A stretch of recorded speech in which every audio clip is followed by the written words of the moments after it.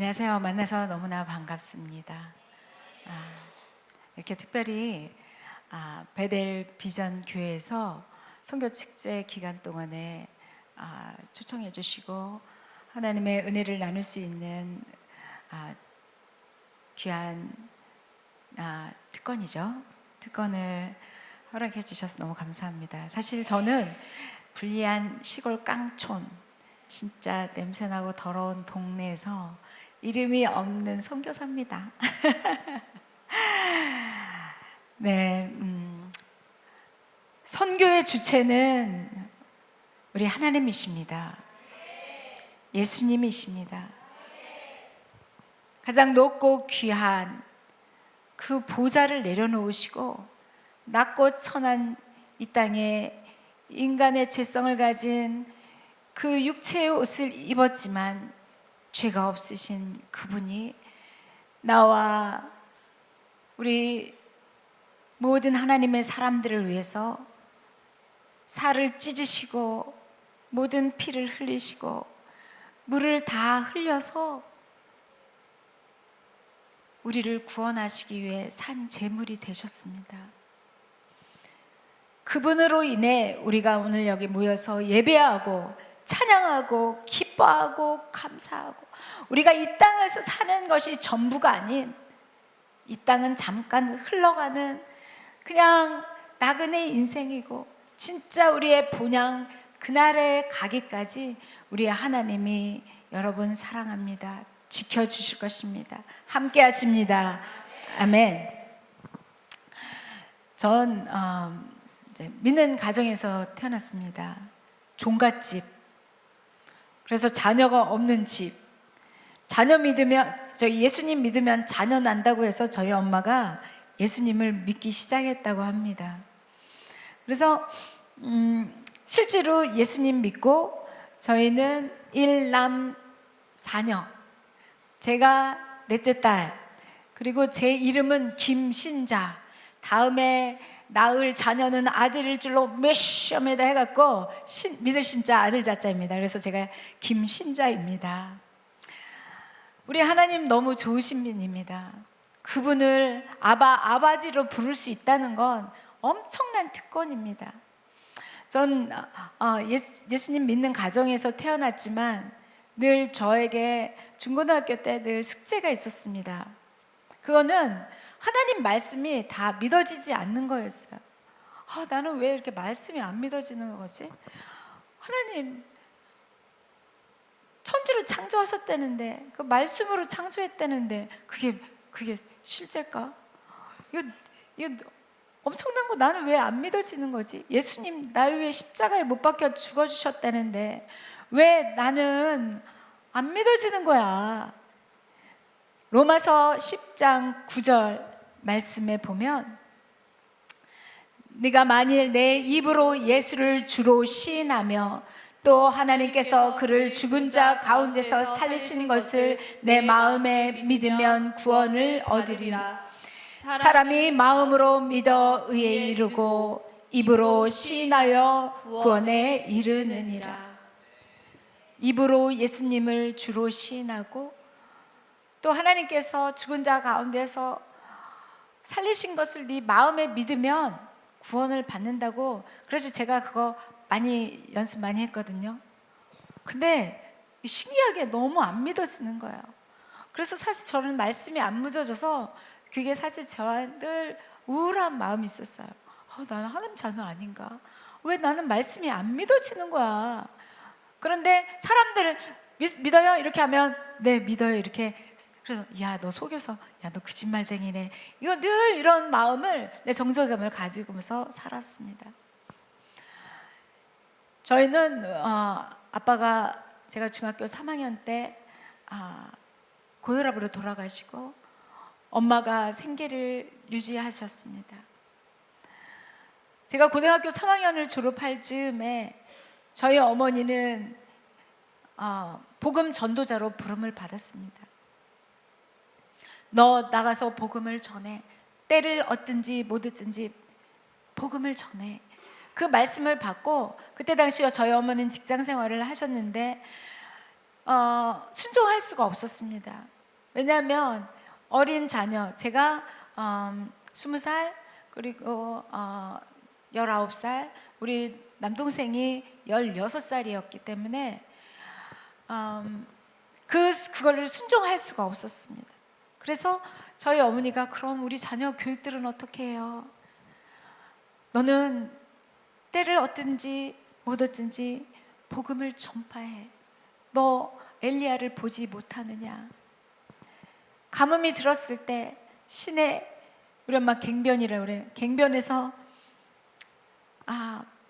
물이 마를 때 내가 까마귀를 통해서 떡과 고기를 먹이지 아니하였느냐? 그 말씀을 저희 어머니가 실제로 들으신 거예요. 그래서 직장에서 그 말씀 너는 때를 얻든지 그 말씀을 하셨을 때 저희 어머니가 순종을 안 하니까 벙어리가 되셨어요. 3개월 동안 벙어리가 돼가지고 이게 말이 이렇게 올라오려고 하면 쑥 꺼지고 그래갖고 말씀을 못 하셨어요. 근데 그 시내 갱변에 그 말씀을 듣자 저희 어머니가 아멘 한 거예요. 근데 아멘 하는 순간에 말씀이 터진 거예요. 그리고 바로 사표를 쓰셨어요. 내가 대학을 들어가야 하는 상황에 저희 어머니는 사표를 쓰고 복음을 전하는 복음 전도가 되셨어요. 그래갖고 아침 새벽에 새벽 기도를 시작해서 예배 드리고 잠깐 와서 식사해주고 그리고 또 가서 복음 전하고 또 대충 점심 드시고 또 전하고 가난한 사람 돕고 그렇게 사시는 거예요. 그리고 저녁에 또 들어와서 우리 밥 해주고 또 출근해요, 교회. 그래서 교회 가서 주무시고 기도해. 그러면 젊은 집사님, 권사님들이 다 모여서 같이 기도해요. 그래서 저희 어머니가 기도 대장이었어요. 근데 나는 우리 엄마가 그렇게 사는 것이 존경스럽고 귀하게 느끼고 우리 엄마가 그렇게 사역을 하실 때 하나님께서 주신 복을 많이 제 눈으로 봤어요. 그렇기 때문에 우리 엄마를 존경스럽고 살아계신 하나의 산 간증이다 생각하고 하지만 저는 실제로 믿을 수가 없었어요. 저는 대학을 들어가야 하는 상황에 저는 대학을 갈 수가 없었고 제 마음에 우리 가정을 누가 책임지지? 내가 해야 되겠네 하고 저는 그때 제가 직장을 다니기로 결심했어요. 대학을 가고 싶었지만 대학을 갈 수 없었어요. 왜냐하면 우리 엄마 복음 전하는데 내가 직장을 다녀서 어린 동생도 있고 내가 돈을 벌어서 이렇게 도와줘야겠다 이런 마음을 먹었어요. 제가 간호학원을 다녔어요. 간호조무사 학원. 그래갖고 간호조무사 학원을 다니고 있는데 여름 방학 때 강원도로 여름 성경학교를 하러 갔어요. 그래갖고 우리 청년들이 같이 가는데 딱 마침 간호학교에서 딱 쉬어가지고 같이 갔어요. 가가지고 복음을 이제 아이들을 가르치는 거예요. 그 애들 그 동네는 이렇게 매달 뭐 시제라고 하나 그런 걸 전체적으로 드린대요. 그래서 나는 그런 이야기를 들을 때 굉장히 마음이 불편했어요. 그리고 그 아이들 낮에는 아이들을 가르치고 저녁에는 우리 청년부 부흥회를 했어요. 시내가에서. 마지막 날 그날 됐는데 거기에 인도하시던 탕고 머리를 자르고 넥타이를 메고 이렇게 양장을 한 양복을 입은 남자 같기도 하고 여자 같은 분이 제 친구에게 선생님 오늘 저녁에 죽으면 천국 가겠어 못 가겠어? 그렇게 물었어요. 근데 저는 그 말이 저한테 들렸어요. 난 알아. 난 오늘 저녁에 죽으면 난 반드시 지옥 가. 왜? 말씀이 안 믿어지니까. 그 말씀이 제 마음밭에서 너무 고통스러운 거예요. 그날 하루 일정을 마치고 저녁에 이제 우리 모여서 캠프파이어를 마지막 날 하는데 찬양하고 놀고 캠파이어하고 다 했어. 근데 나는 마음이 너무 불편했어요. 야, 나 오늘 저녁에 죽으면 난 지옥 갈 건데 어떡하지? 난 말씀이 믿어지지도 않고 큰일 났네. 그 귀신 들릴 것 같은 거예요. 너무 무서운 거야. 막 머리가 막 쭈뼛쭈뼛 다 서고 귀신이 들릴 것 같아. 몸에 모든 스킨에 붙어있는 헤어가 다 섰어요. 그래서 너무 무섭고 너무 떨려가지고 우리 여자들은 텐트에서 자고 있는 여자 숙소에 제가 언니들한테 그랬어요. 언니 나 무서워 죽을 것 같아. 나 귀신 들릴 것 같아. 너무 무서워. 나 왜 기도해줘. 그랬어요. 그래서 그날 저녁에 우리 거기 저한테 있는 무서움이 다 임파테이션 됐어요. 전파됐어요. 그래갖고 덕분에 그날 저녁에 다 기도를 하게 됐어요. 다 밤을 새고 꺾여. 베드로가 정신을 차렸던 그 닭울음 소리에 두려움이 싹 사라졌어요. 그리고 마지막 예배를 드리러 이제 그 성전에 간 거예요. 성전 사이즈가 이 정도밖에 안 돼요.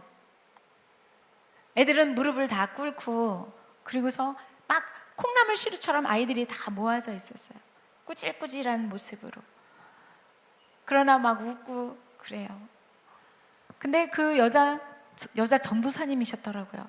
근데 그 여자 전도사님이 저를 딱 보더니 선생님! 성령 하나님께서 선생님한테 복음 전하랍니다. 저기 회관에 가갖고 열심히 회개하고 있어요. 이렇게 이런 목소리와 어톤으로 너무 압도되는 그 어떤 영적 카리스마에 제가 눌려가지고 덜덜덜 떨면서 그 회관에 가가지고, 왜냐하면 그 조그만 공간에서 마지막 수료식이 있었거든, 마지막 예배가. 그래서 제가 거기 회관에 가가지고 저 뭔지도 모르지만 막 죽어라고 회개를 막 얼마나 울었는지, 막 코가 2배, 눈이 막 시뻘겋게 막 입술 2배 돼가지고 얼마나 울었는지 몰라요. 그랬는데 그분이 와서 이제 말씀을 풀어줬어요. 뭐라고 하는지 다 이해가 안 됐는데 그 말씀 중에 에베소서 2장 8절 말씀, 너희가 그 은혜를 인하여 믿음으로 말미암아 구원을 얻었나니 이것이 너희에게서 난 것이 아니요 하나님의 선물이라. 행위에서 난 것이 아니니 이는 누구든지 자랑치 못하게 함이니라. 그날 저는 믿음을 선물로 받았어요. 그게 은혜가 선물이잖아요. 그 선물을, 믿음의 선물이 제 안에 뚝 떨어진 거예요. 뚝 떨어지니까 믿음이 내가 노력했을 땐 믿어지지 않았는데 다 믿어지기 시작한 거예요.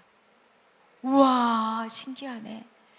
이 말씀이 은혜를 인하여 믿음으로 말미암아 구원을 얻었네, 이것이 너에게서 난 것이 하나님의 선물이라. 이게 선물을 내가 받았네. 와. 그리고 그 여자 전도사님의 그 강력한 그 영적 리더십에 제가 그냥 믿어졌어요. 그리고 저는 어제와 오늘이 완전히 바뀐 삶을 살게 돼요. 제가 거기를 이제 출발해서 집을 가는데 내 안에서 찬양이 막 넘치고 계속 창밖으로 눈을 보면서 눈물이 나고, 주님, 어찌 나에게 이런 은혜를 주십니까? 어찌 이렇게 믿어지는 은혜와 이 기쁨과 감격이 제 안에서 이렇게 솟아납니까? 아버지, 감사해요. 감사해요. 당신 정말 참 하나님이 맞네요. 그러면서 제가 막 창밖을 보면서 계속 울었어요. 집에 가서 계속 울었어요. 3년 동안 울었어요. 걸어 다닐 때마다 순간순간 감격이 오면 주님 감사해요. 나 같은 사람을 하나님 자녀 삼으시고, 아버지, 나는 육의 아빠는 없지만 하나님이 내 아버지가 되시고 나를 산 소망, 내가 왜 이 땅에 살고 다음에 어떻게 살아야 하는지 나에게 꿈을 주신 하나님 아버지 감사해요.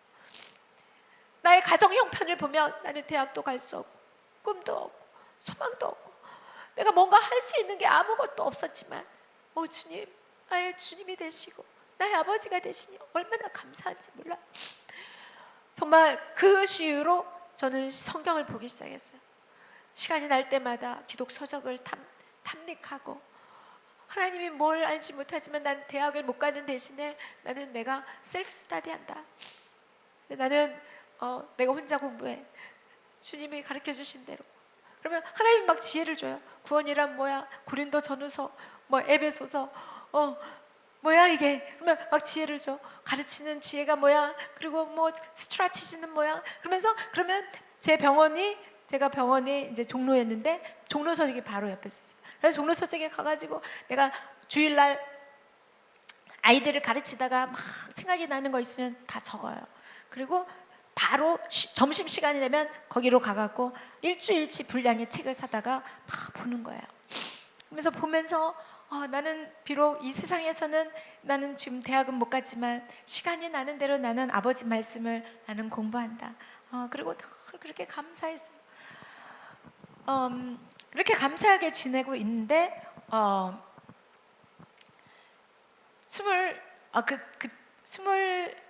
25살 겨울이 됐어요. 갑자기 외롭다 이런 생각이 드는 거예요. 외롭다? 이거 어디 성경에서 본 것 같은데 아담이 독처하는 것이 보시기에 좋지 않았다가 히브리어로 동일한 외롭다라는 말이라는 걸 내가 책에서 읽은 것 같은 거예요. 그래? 그러면 나는 이제 지금은 하나님이 나를 배우자를 주라고 그러는가 보다. 기도를 했어요.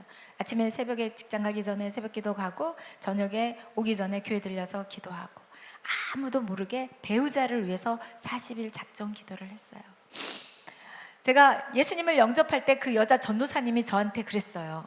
선생님 만일 사모가 될 기회가 주어지면 순종하겠습니까? 그랬어요. 20살이 뭐예요? 사모님이 뭔지도 모르고 저는 관심도 없고 그래가지고 그냥 했는데 그게 올무가 된 거예요. 그래갖고 진짜 내가 사모가 되는 건 맞나? 25살 되니까 우리 교회 목사님 사모님 보니까 한겨울에도 장의자에서 주무세요. 한겨울에서도 장의자 주무시는 그 사모님을 나는 따라갈 수가 없어요. 그리고 그거 혹시 그 여자 전도사님이 잘못 말한 거 아니야? 그러면 이거 만남을 주장하시는 분 하나님 맞지? 그러면 내가 아무도 모르게 내가 기도하면 하나님이 만남을 주장해 주시면 이거 그 여자 전도사님이 말한 말이 맞을 거야. 그리고 아무도 모르게 정말 하나님께 기도했어요. 근데 40일 기도가 끝나고 15일 만에 우리 부목사님한테서 선이 들었어요. 후배. 양성 교사님이 후배예요, 후배. 그래가지고 만났어요. 근데 만나자마자 저는 대학 때 선교사로 하나님이 불렀습니다. 그러니까 언젠가는 선교지로 나갑니다. 첫날부터 말을 하는 거예요. 나는 선교사 부인 아닌데 나는 그냥 일반 목회자 사모인데 이거 잘못 말한 것 같다. 그리고 나는 솔직히 선교가 뭔지도 모르고 관심도 없어. 선교지 가면 이거 기도해갖고 하나 둘 이거 받아내야 되고 나는 그런 거 못해. 이게 내가 일하면서 그렇게 살아온 사람이다 보니까 누구한테 이렇게 도와주세요 이런 말 자체가 안 되는 거예요. 그런 게 너무 불편하니까 나는 아마 선교사 사모는 아닌 것 같아. 만일 이게 이 짝이 내 짝이 맞으면 금요일 날 전화 오게 해주세요. 나 금요일 날 전화가 오는 거예요. 그러면 엄마가 허락하면 그런 건 줄 알겠습니다 했는데 그래서 이제 초창기에 바로 엄마를 소개해 줬어요. 엄마가 딱 보고 나는 사실 목사님 목회에 가는 길이 너무나 어려운지 너무나 잘 알기 때문에 사실 네가 목회의 길을 가는 걸 내가 그렇게 원하지는 않지만 사람 보니 사람 괜찮은 것 같더라. 그리고 또 우리 목사님한테 허락을 받아야겠는 거예요. 그래갖고 목사님한테 또 찾아갔어요. 목사님 제가 소개받아가지고 한 사람 만나는데 미래 선교사래요. 목사님이 한번 사람 좀 봐주세요. 제가 그랬어요. 그래가지고 목사님이 목사님 그래도 그런 사람이랑 선교사 안에 돼도 되겠어요? 했더니 우리 목사님은 독일에서 선교를 10년 하셨던 분이에요. 좋지, 좋아, 좋아, 괜찮아, 좋아, 이렇게 말씀했어요. 보지도 않고 그냥 좋다고 했어요. 그리고 이제 딱 6시면 전화를 해요, 날마다. 그리고 일주일에 딱 하루를 만나요, 한두 시간. 그리고 나는 청년부를 가야 되고 또 자기도 사역을 해야 되니까 가고, 만남이라는 게 별로 없었어요. 그래서 이제 제가 하나님께 기도했어요. 아버지, 사명도 좋고 다 좋지만 아버지, 사랑 없이 결혼할 수 있어요? 저는 사랑이 뭔지 잘 모르겠고, 저 사랑 없으면 저 주의 일도 좋지만 저 결혼 못할 것 같아요. 어느 날 최근에 이게 한국이 이렇게 뭐 우기철로 바뀌어간다고 그러더라고요, 우리 장로님께서. 근데 딱 오는데 딱 그 정도의 사이즈의 눈, 제가 여기 저 왔었을 때 우리 장로님이랑 같이 차를 타고 숙소로 오는데 비가 이렇게 막 내리더라고요. 딱 그 비가 주룩주룩주룩 하루 종일 내리는 거예요. 근데 그 비가 내리는데 늘 6시면 전화가 오는 사람이 전화가 안 오는 거예요. 그때 당시는 공중전화였어요. 31년 전이니까. 그래서 공중전화예요. 근데 공중전화가 없는 거야. 바쁘게 아무리 늦어도 공중전화가 없는 거야. 그래서 어렵게 공중전화에 막 들려가서 전화를 했는데 그게 6시 30분이었어요. 나는 애간장이 다 녹는 거예요. 무슨 일 있나? 비가 많이 왔는데 사고 났나? 뭔 일이야? 왜 이렇게 전화를 안 오는 거야? 무슨 일 있나? 그래서 막 온갖 걱정이 막 지나가는. 6시가 따라서 때르릉 하니까 우리 모든 직원이 너 전화야, 너 전화. 받으라고. 떨리는 가슴을 안고 전화를 딱 받았어요. 야, 역시 양성 교사님이었어요. 이게 사랑이라는 거구나. 이렇게 관심이 생기고 궁금하고 보고 싶고 막 어떻게 잘못됐나 걱정되고 이런 게 사랑인가 보다. 그게 아마 한 8월 말쯤. 그래서 이제 사랑이 싹트고 교제하고 11월 28일 날 결혼을 했습니다. 결혼해서 저는 마음 먹었어요. 제 꿈은 한국에서 멋진 남보라라는 그런 목사님 만드는 게 내 꿈이었어요. 그래서 여보, 당신 그 조그만 그 학교 다니지 말고 총신대 가. 총신대만 학교야. 총신대가 최고 좋아요. 거기를 나와야 돼 하고 제가 입김을 넣었어요. 착한 양 목사님이 그만두고 총신대 시험 봤는데 3번 떨어졌어요. 겨우겨우 됐는데 그때 필리핀으로 하나님이 내보냈어요. 어떠한 큰 선교의 물결에 우리는 몸을 딱 실었어요. 그리고 그 큰 물결에 흡슬려 가지고 슉 하고 필리핀에 간 거예요. 우리 목사님이 당신이 영어가 잘 안 되니까 영어를 잘 가르쳐서 선교사를 파송하는 게 꿈이셨어요. 그래갖고 내가 사우스 아프리카에 미국 인계를 보내줄 테니까 너희들은 여기에 다 영어 배워. 영어 배우고 우리는 사우스 아프리카로 선교를 가기로 다 계약이 되어 있었어요. 근데 1997년 IMF가 터졌어요. 우리 선교회가 술렁술렁거리고 다 와야 되는 그 위기에 막 있는 거예요. 마음이 막 너무 복잡하고 힘든 거예요. 도대체 아버지 뭔 일이 일어나고 있어요? 무슨 일이에요? 아버지 어쩜 저한테 이럴 수가 있어요? 어렵게 공부해가지고 이제 겨우 선교 대학원 가고 나면 이제 MDV 하고 안수받고 나올 계획인데 우리는 하나님께서 여기로 보내갖고 어렵게 들어가려고 했는데 아버지 어쩜 이럴 수가 있어요? 그러면서 제가 원망을 하기 시작했어요. 원망하는 마음을 한두 번 생각을 했는데 바로 제 몸이 아프기 시작한 거예요. 쓰러졌어요. 그리고 병원 갔는데 아무 문제가 없다고 그랬어요. 이거는 하나님께서 기도를 하라고 하는구나 하고 생각하고 제가 이제 금식했어요. 빈젖을 주위를 물리고 기도를 했어요. 금식하면서. 집에서 금식하다가 응답이 없어서 성전으로 갔어요. 손을 들고 오늘은 진짜 응답을 해주셔야 됩니다. 아버지 하나님이 살아계시고 오늘날까지 나를 인도해 주셨고 매 순간마다 하나님 음성 주셨는데 아버지 저에게 하나님이 응답해 주세요. 저에게 말씀해 주세요 하면서 할 때 하나님께서 제 입에 찬양을 넣어줬습니다. 주여 내가 여기 있사오니 나를 보내소서. 가진 것 모두 다 주께 드리오니 주 받으옵소서. 이 찬양을 하는데 제가 예수님을 영접할 때 그 큰 눈물의 창이 터졌던 것처럼 제 뱃속 깊은 곳에 눈물의 창이 터진 거예요.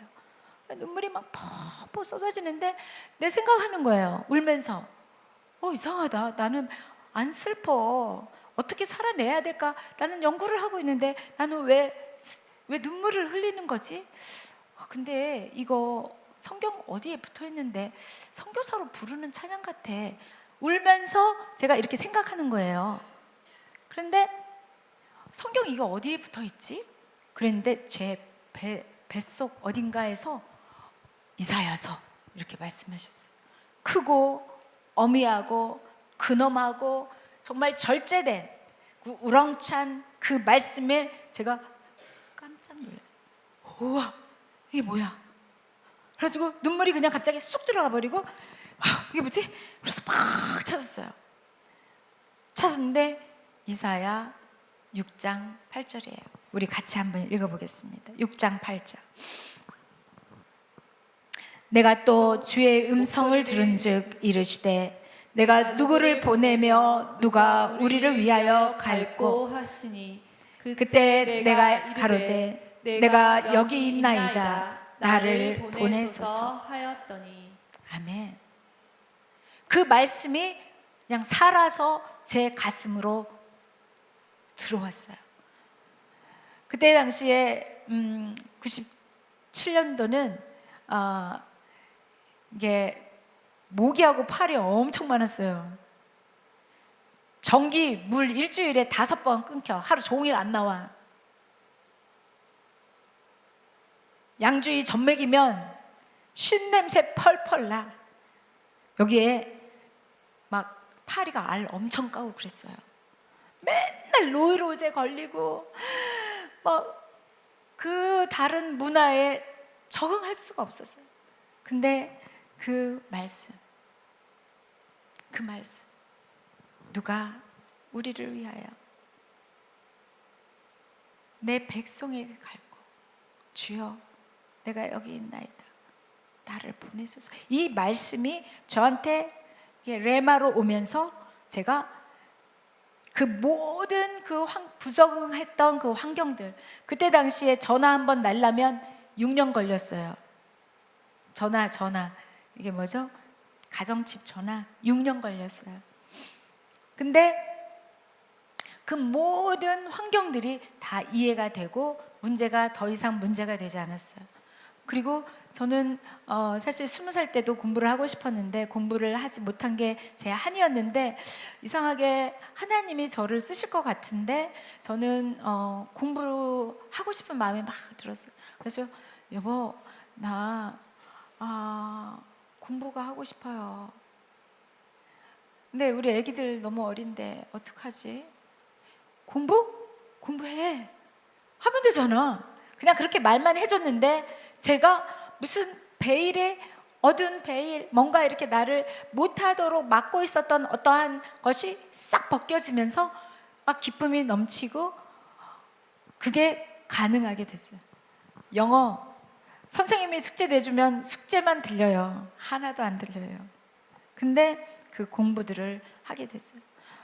그리고 학교가 있고 그 앞에 허름한 집들 가운데 좀 괜찮은 집을 렌트를 해가지고 제가 이제 거기 살면서 순간순간 와서 자녀들을 돌보고, 마침 감사하게 주인 따님이 결혼한 지 오래됐는데 자녀가 없어서 우리 자녀들을 돌봐줬어요. 그래서 뭘 공부를 하지? 우리는 기계를 다루는 게 아니니까 사람에 대해서 좀 알면 좋겠다. 그래서 심리학을 하게 됐고, 가르치려면 교육학이 필요하겠네. 교육학을 하고, 사람을 상담도 해야 되니까 상담학도 하나님이 할 수 있도록 길을 다 하나씩 열어줬고, 그렇게 하는 과정에서 또 1차 교회 개척도 해봤어요. 그리고 그 현지 교회 가서 예배 답습도 하고, 예배를 현지인들은 어떻게 드리는지 예배 문화에 대해서 익히고, 그 다음 해에 교회를 개척했어요. 교회 개척했는데 우리는 영성도 없고 말도 어눌하고 문화도 알 수 없고 필리핀 현지인들에 대해서 아는 것도 없고 해서 저희가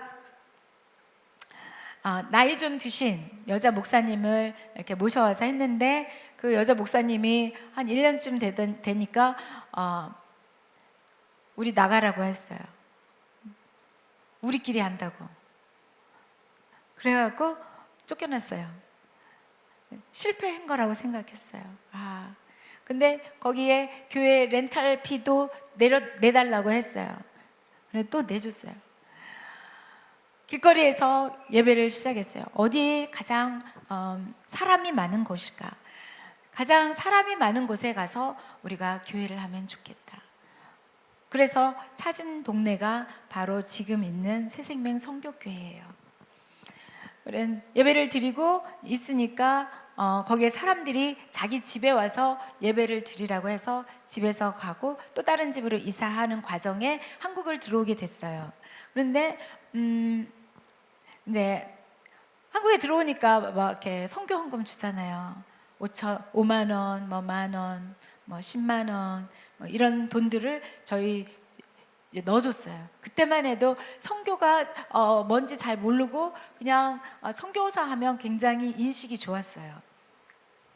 100만 원이 모아졌어요. 그리고 이제 필리핀에 왔어요. 100만 원 그때 당시엔 큰 돈이었어요.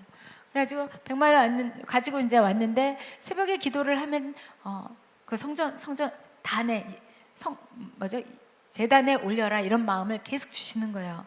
그래서 여보, 내가 기도할 때마다 이 100만 원 재단에 강대상에 올리라는 마음을 자꾸 주시는데 어떻게죠?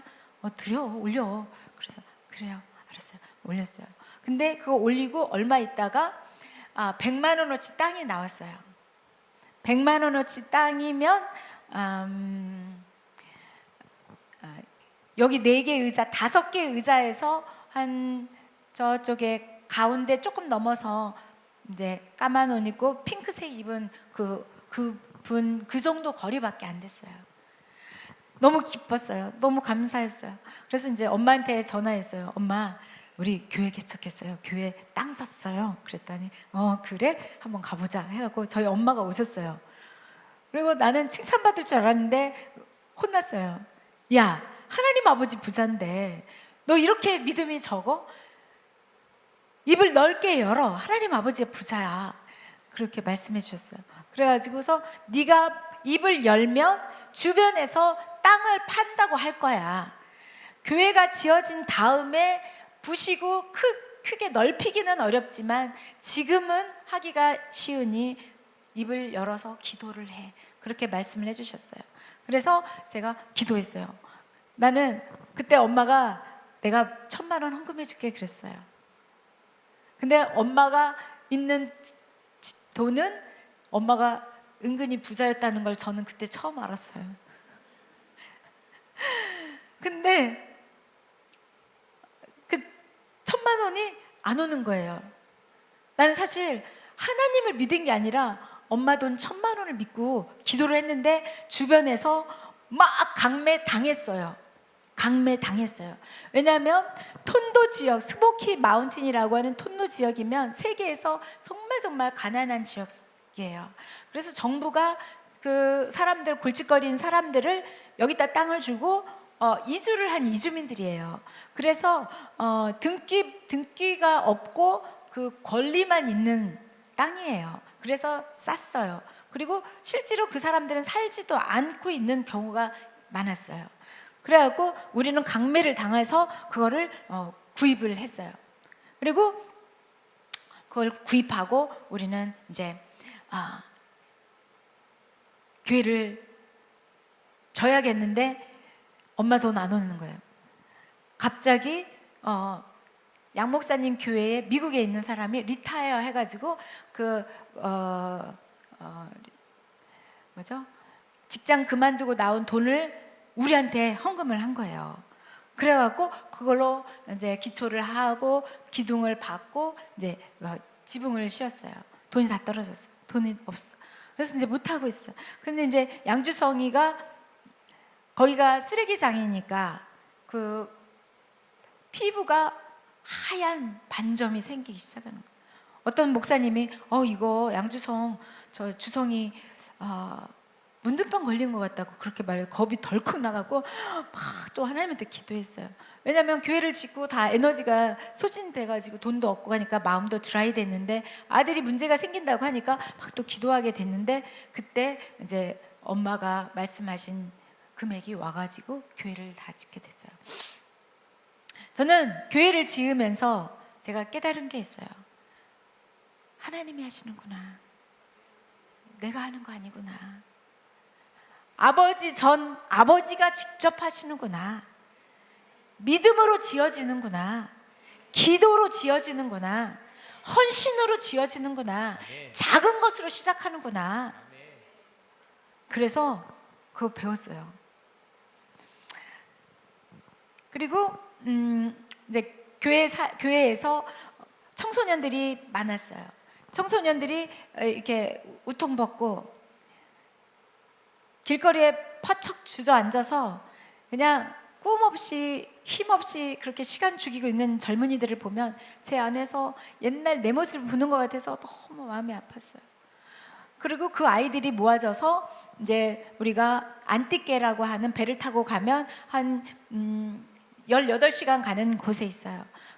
이 친구들을 데리고 더 열악한 환경에 갔는데 그곳에는 막 우리가 외국인이 왔다고 쌀 밥 해주는데 곰팡이 펄펄 내는 냄새 나는 진짜 보물단지를 씻어서 밥을 해줬어요.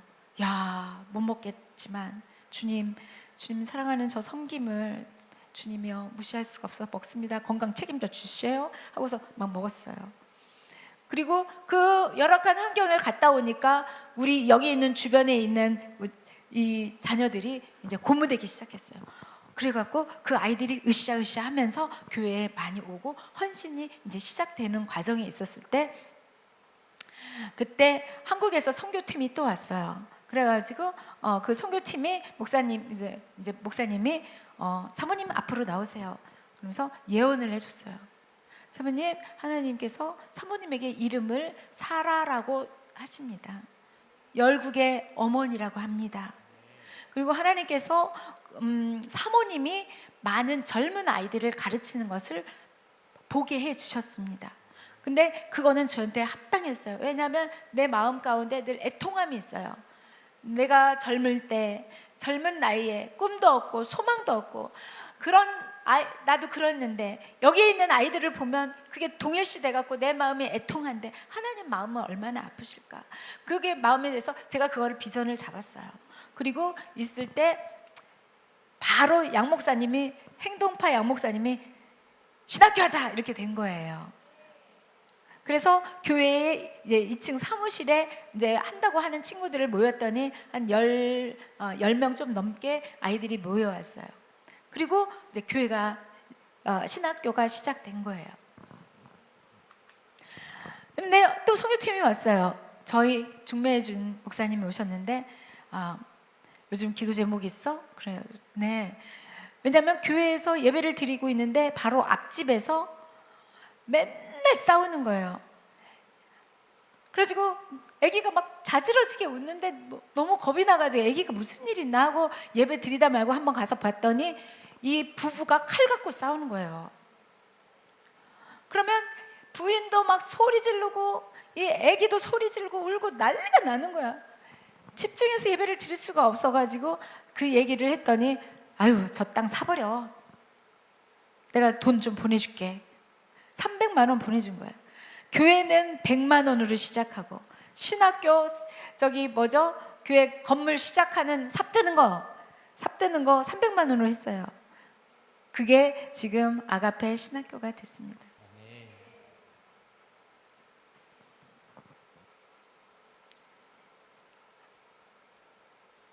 우리는 문제가 있으면 그 문제 뒤에 하나님께서 계획한 것이 잘 보이지 않아요.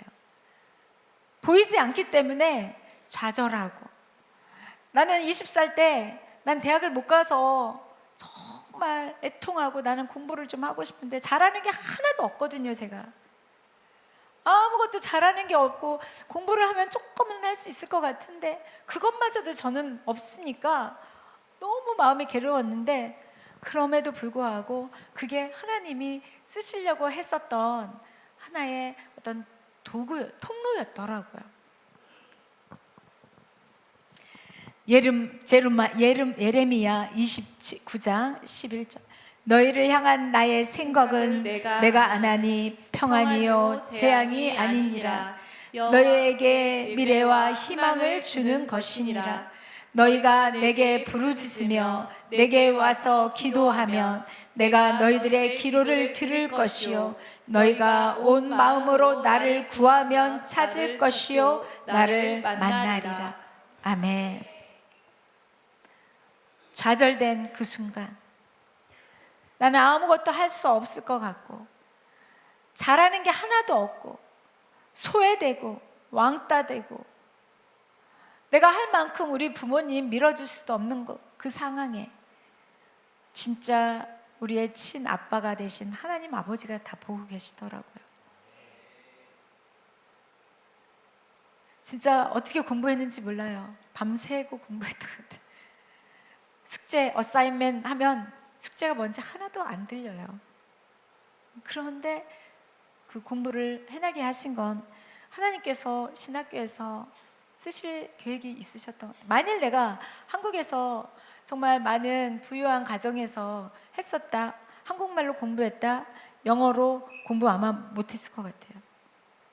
그럼에도 불구하고 하나님께서 저의 열정을 넣어주셨고, 그리고 그 어려운 상황에서 그 딸내미 양주희 이제 막 만 1살이 좀 지난 때부터 10년 동안 공부하면서 돌보면서, 그리고 또 교회 사역이 시작되면서 그렇게 할 수 있었던 거는 하나님께서 제 안에 이 말씀, 내가 또 주의 음성을 들은즉 이르시되 내가 누구를 보내며 누가 우리를 위해 갈고 그때 내가 가로되 내가 여기 있나이다 나를 보내소서. 이 생명의 그 말씀, 겨자씨 같은 이 생명의 말씀이 제 안에 심겨졌고, 그 심겨진 그 말씀이 나를 계속 움직였던 거예요. 내 마음을 막 이렇게 막 부추겨 주시니까 그게 가능해졌다.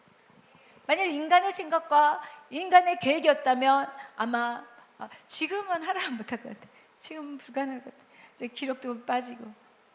근데 하나님께서 또 붙여주면 또 할 수 있어요. 아멘. 하나님께서 말씀해 주시면 우리는 다 할 수 있어요. 아멘. 아멘. 마태복음 13장 31절 천국은 마치 사람이 자기 밭에 갖다 심은 겨자씨 한 알 같으니 이는 모든 씨보다 작은 것이로되 자란 후에는 나물보다 커서 나무가 되매 공중의 새들이 와서 그 가지에 깃들이느니라. 아멘. 제가 IMF로 모든 후원이 진짜 다 끊어진 그때 제가 하나님 앞에 은밀히 기도했어요. 주님, 저희 큰 나무가 되고 싶어요. 그래서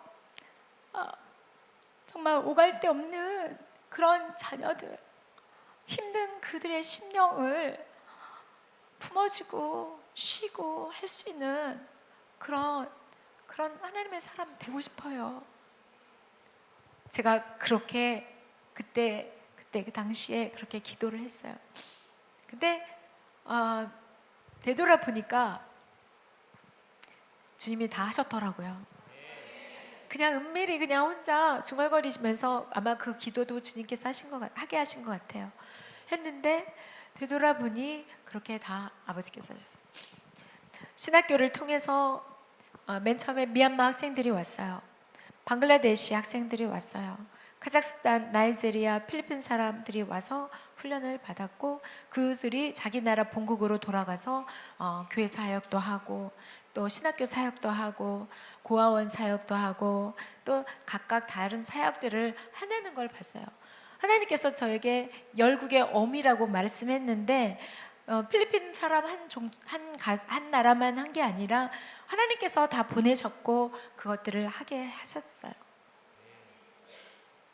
하나님 아버지, 우리 너무나 잘 아세요. 그분이 다 알고 하세요. 마음만 비우면 돼요. 하나님에 대해 관심만 가지면 돼요. 말씀이 믿어지지 않는 것으로 인하여 애통해하면서 하나님을 구하면 그리고 그분이 말씀하시면 순종하면 다 돼요. 아멘.